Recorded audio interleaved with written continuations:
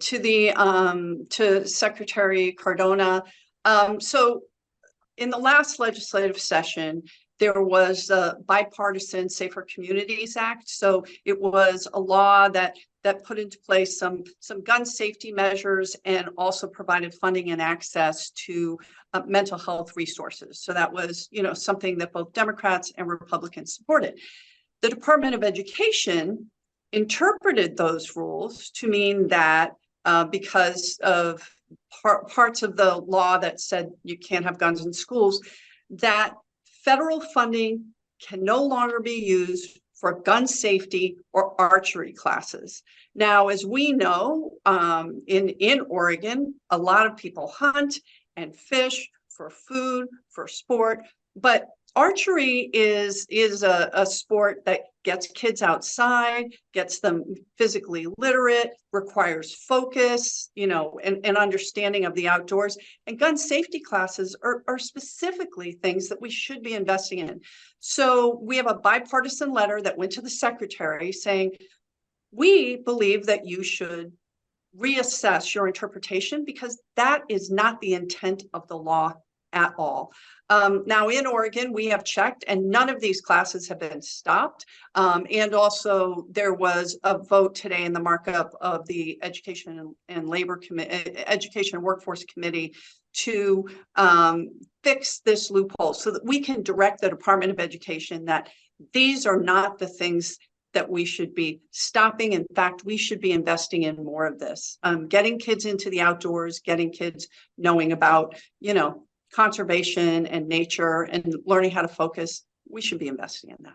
We don't, but I do feel like there is strong bipartisan support, both in the House and the Senate, to put something into one of the laws that are passing in order to clarify our intent so that we can tell the Department of Education, this was not the intent.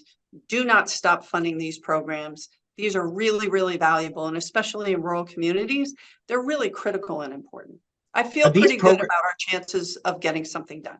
Got it. Are these programs at like public schools? Yes, of course. Okay. Yeah. Got it.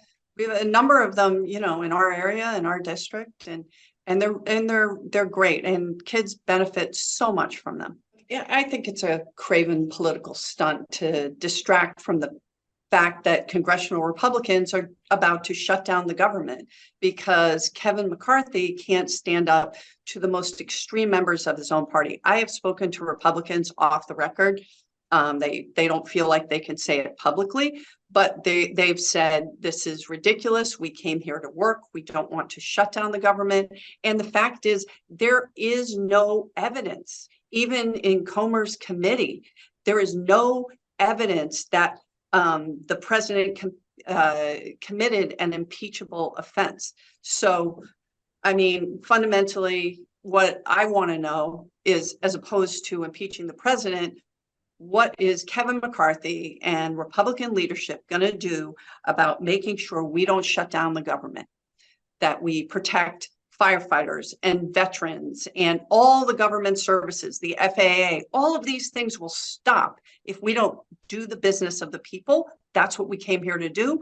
That's what Kevin McCarthy should be doing if he was a leader, instead of these stunts. So I will point something out. Every government shutdown over the past 30 years have been when Republicans are controlling the House. Every single one. So I think we've got to call it like it is. But more importantly, people in my district need to show up when they go to work and do their job. We are getting paid to show up and do our jobs. And I think Democrats and Republicans, we can disagree about a number of things, but we did not come here to break things. But there's a small group of extremists, about 25 people on the Republican side, that want the government to shut down, that want chaos, that want crisis. And what I'm hopeful is that those of us who are willing to work together, where nobody's going to get everything they want, will work to pass these budgets so that we can do the work of the people. I remember the last government shutdown, we had people that were working at TSA that had to show up at work, right? That were working for the FAA, that were doing essential services, that had to show up to work and weren't getting paid. right? We were collecting food for them because they couldn't feed their families. And that is just wrong. We got elected to come here and do a job. And I think that we need to do it and not let the most extreme members of Congress, wag the dog.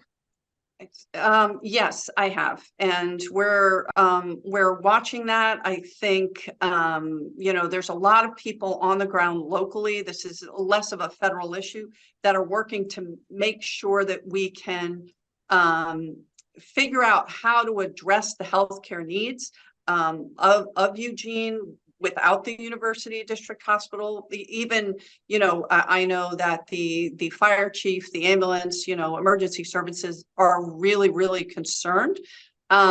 If University District shuts down, that means that nobody on the Eugene side of the river will have access to medical care.